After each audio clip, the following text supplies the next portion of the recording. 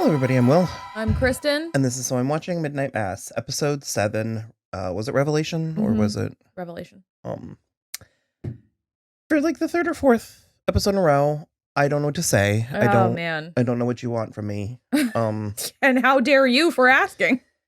I mean, it was nice. It was beautiful, as one would expect. It has this way of, I think about midway through last episode, I got that sinking feeling that I did watching, spoiler alert, for Rogue One.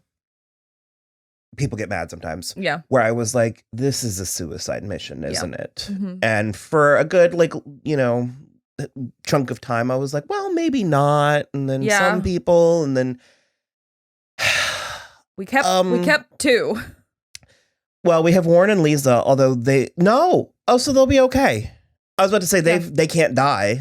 I think the last line was she couldn't feel her legs. Yeah, and according to what Dr. Sarah said, if it takes long enough, it'll go out. Yeah, not enough of their blood was the blood of the angel. Yeah. I don't like calling it an angel. Well, that's what they called it, and it is certainly provocative. Some kind of vampire demon from the desert. Ooh. Bold choices with it, good choices with it, but they very late in the series decided that it seemed more animal than human, and it was doing this thing when it was feeding that really you hated. I really hated it. It made me just nauseated. You mentioned the posturing. What was it? Can you elaborate on that? The way it was cradling the heads of the people. Was it like rapey or? It was like not rapey. It was like seductive. It was like the lover's embrace while he was like feeding, and it was like kind of groaning. There was a lot of yeah. Ugh. And the last 2, that woman was very much alive. Yeah. And it was almost like it was in a trance, like it couldn't be bothered, which I found very, very fascinating because my instinct would be to make it very active and hissy. And also, most animals, when feeding, are almost at their most alert. So if something is happening to them, they will then attack the thing trying to steal its food. Sure. It was very off-putting, is my point. Very off-putting. Warren and Lisa stumbled upon it feeding, and it was very kind of like, yeah. Like that. She shot it 3 times. And it just kind of would be like, ugh. Yeah. Like it was as if it were a bug trying to like, ugh. It was so, ugh. And then again at the end with Erin, where it was like feeding on her, and she was just very kind of like deliberately cutting its wings. Holes into its wings. Which was, honest to God, if something were chomping on my neck, and then it was not even like biting. It bit the first time, and then it was like lapping and like almost like necking with that. Oh, it's just horrible. But I just don't know that I'd have the presence of mind to be like, let me make it so this thing can't fly. No, I think that was her plan. Yeah. Because like I said, I mean, they just kind of one by one, we were losing them. Yeah. And Millie ended up remaining a real one. And she even got through to the Monsignor. Yeah, Father Paul Monsignor. And how did you feel about that? I mean, I kind of liked it. I did. Yeah, I think it was, well, also we did then find out in this episode that Bev did go against his explicit instructions to not let anybody out because he was meant to be like guiding them through this transformation so they wouldn't do exactly what they did. And I really enjoyed that he was like, no, this is wrong. And Bev somehow became even more zealous from that. Well, and it's like, I mean, I can even think of him sympathetically or as a victim because it's like he was patient zero. It's like he didn't know what was happening. What exactly would happen, we made it through the entire thing without using the word vampire, which sometimes that annoys me. It did not here. No, I think it was because I think it kept it just on the right side of silly, just on the like if they launched into that quintessential Vampire, Nesferatu, Draconia. You know what I mean? It just sort of, we managed to avoid that entire thing. And we never did really get confirmation whether it had fangs. It didn't seem to. No, I mean, I think maybe its teeth were sharper, but I don't know that passed on to the people. Yeah, I don't know. Yeah. It was interesting. A lot of really interesting little details, because like we get details from Annie and Ed. Yeah. That this craving for blood is strong, but manageable. Entirely manageable, which up until that point was unclear. We had been led to believe. Because I think we ended up with they had that whole scene where he's like, I mean, I'm hungry, but like I'm not losing my goddamn mind over it. It was actually kind of amazing, if I'm being honest. Well, there's that full-blown scene from Van Helsing where the babies are like eating all the villagers. Yeah. And it's like I do think that we made it out with only Annie, Ed, and Ali not having feasted on fellow townspeople. That guy, Howie, I'm not sure we 100% needed that, who was like, I think I killed my wife and my boys because Sturge like turned him. And then Bev was like, you will not be welcome inside. This is how inside. you lose control of things. 100%. When you don't know what the fuck you're talking about. 100%. Because this was also giving me season 1 of The Magicians, where it's like they're trying to call Our Lady Underground and stuff. And it's like they don't realize what they're invoking. What they're actually doing, It was breathtaking. Sheriff Hassan and Ali... because this was their inclusion and the instinct to make them Muslim was so wonderful, was so beautiful, because this was just dripping in Christianity. Self-righteous, zealous Christianity. But also, like we kept saying, but also the beautiful parts of it, ending with the nearer my God to thee. And I never... That's a really, really lovely... A lot of them are. Hymn. It's really beautiful. It's the one I think that I believe that hymn is in Titanic. Yeah. Yeah, okay. Because I like the like... Is that what you meant? The piano riff, that's in Titanic. Okay, because I could hear the melody and I was like, I'm thinking of Titanic. It's famous. Okay. I like it. Dolly, it's likely. Carrie Underwood has a beautiful, it was so weirdly nourishing seeing them praying. And it wasn't contrasted. It was complementing the hymn. Yeah. Oh, no, it was really lovely because they were doing a traditional Muslim prayer while you could hear the hymn that all the townspeople were singing. And I was so nervous the entire time, and Sheriff Hassan did succumb to his injuries before Ali burned up. I was having the same anxiety. I was like, so help me God, if he has to watch his son burn to ashes after he watched his wife die of horrible pancreatic cancer, I'm gonna fucking scream. But he did. Oh, I think this was the last episode, but the suicide note Riley left for the father with the... Oh yeah, it just says from ashes we came, or something. From ash we return. Yeah. And, I think Riley had some knowledge. Oh man. I want to talk about the Monsignor and Millie, because he was like, he kind of obviously was having a come to Jesus moment. I love tropes. I'm not cutting you off, but I just the love of a good woman is one of my favorite. but he was like, all of that time, I came back for you. I didn't want you to die. I wanted us to have a second chance and all of this stuff. And I would have, if you had only asked me, I would have taken off this collar and run away with you and Sarah. And she literally was like, I would have never done that. Like, I couldn't have done that to you or him. I couldn't have ruined all 4 of our lives.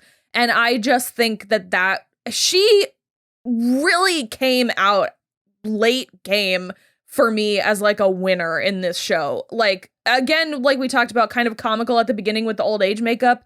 But like, once she was lucid again, she went right to the top of my list of characters I liked. Cared about, yeah. I liked that whole scene a lot. I loved the small moment that he had with Sarah in the church when she was lighting it on fire, and he was like, I'm so proud of you. And he basically admitted that he was her father, and he was like, I love you. I wish we had gotten to know each other better. And she just said, me too. And then fucking Sturge shot her in the chest. But I mean, I don't know. It was so good. And Sarah refusing the blood. Oh, she spit it right back out. I loved it. Because they do I love that this show actually, that I think is going to be one of my takeaways. Yeah. Because we're presented with vampire mythos as being so seductive. And there's the obvious like sex and drugs metaphors and stuff. And I love that the show was like, yeah, but also, yeah. Have you tried not being a mutant? Sure. I also, like, there is kind of the moment where, I mean, he obviously was just sort of desperate and grasping at straws at that point, but there is sort of the thing where it's like, why would you wish further suffering on me? Like, why are you trying to make me into this thing? I think at that point, he still thought they could make it work. Maybe. At that point, 2 buildings were still standing on the island. Okay, I cannot explain how much I love that Bev was hoisted on her own petard in such a fucking glorious way. And then she was so pathetic, trying to dig a hole in the sand for herself at the end, and I was like, I kept waiting for her to have like a scuba mask and to be like trying to... Such a bitch. Oh God, I hated her so much.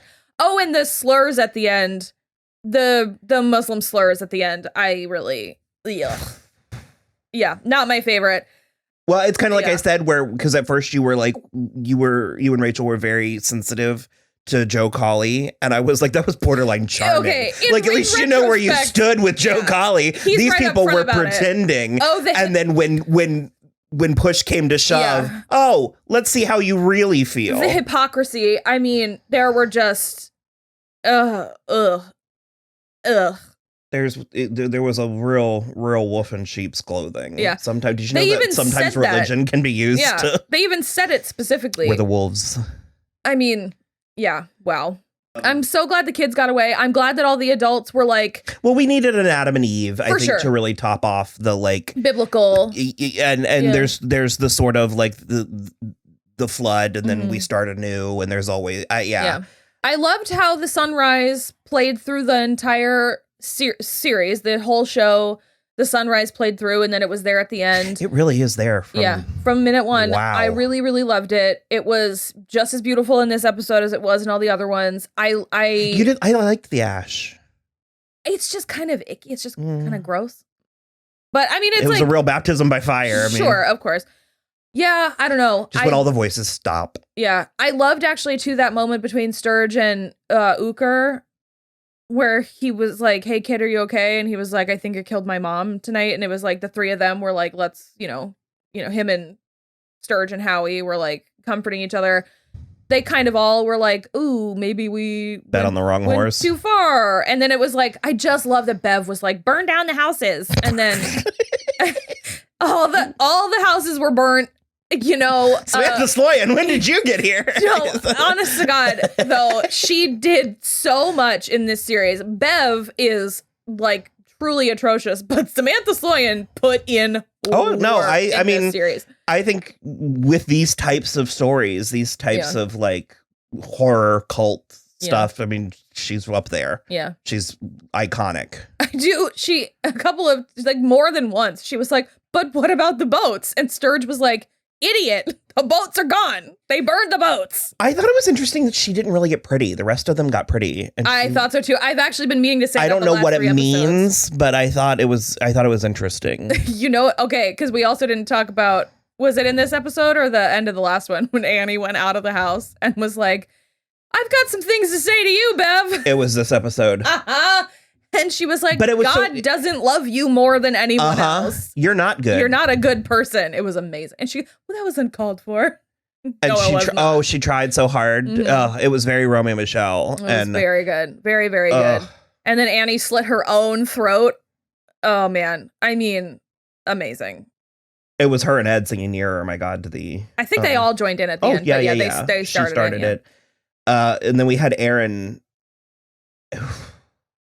dying. Mike Flanagan loves a final episode monologue, and he loves to give it to a woman. He likes monologuing. Yeah. And this one had very, very strong echoes of the one from Hill House. Even like a couple of phrases were almost identical, but he does switch it up, and this one was extremely effective for me. Well, it was the all of it is us. Yeah. It was the because she quite literally The cosmos, quoted the yeah. I am that am. Yeah. Because remember, we went through that. Well, that was American Gods. Yeah. Where you were like, who? And I was like, Yahweh, I am who am. Like, that's when in the Bible, when they ask God who he is, his response is, I am. Yeah. Like, Me. and the fact that he managed to tie in like scientific jargon and mumbo jumbo into it, where everything and nothing. Yeah. And I don't know. It was psychobabble, but it was psychobabble that pinged all my recept. Like, well, and I liked that it, as she was dying, it put her back in that moment on the sofa with Riley. It felt like a weird combination of their two things. Yeah. Because he went real science-based and she went real faith-based, and it was like a marriage this of went those. Very spiritual, which I think is a nice happy medium. But again, all the science words. Yeah. And it was really beautiful. You know what it made me want? It made me want to watch Contact. Still have not seen that. It felt very Contact-y. Yeah. I mean, I don't know if I'll ever watch this again. I wonder what happened to Bowles' mother. We didn't mention her. Oh, I'm 100% sure she got eaten somehow. Yeah. I don't know that I can say she seemed like a good woman, but she did her best. She seemed like she was trying super hard. She did the best she could. Yeah. I mean, they were just like ransacking every single house, dragging the people out to eat them. I mean, it was like purge night, Crockett Island purge night, and it was a lot. It was a lot. It was a lot. And so many eyes, just like I said. Yeah. I've liked all of them, probably not in the same way, but probably about the same level. And this one, I mean, I would buy this if they released on DVD. Yeah. Or Blu-ray. I was impressed. I was very impressed. And like I said, I think they navigated the silliness of it very well. So I didn't read further into it, but I saw a headline that this is like Mike Flanagan working through his own religious thoughts and stuff. And he's been writing this for 11 years. Oh my God. Okay. Well done. It came out nicely.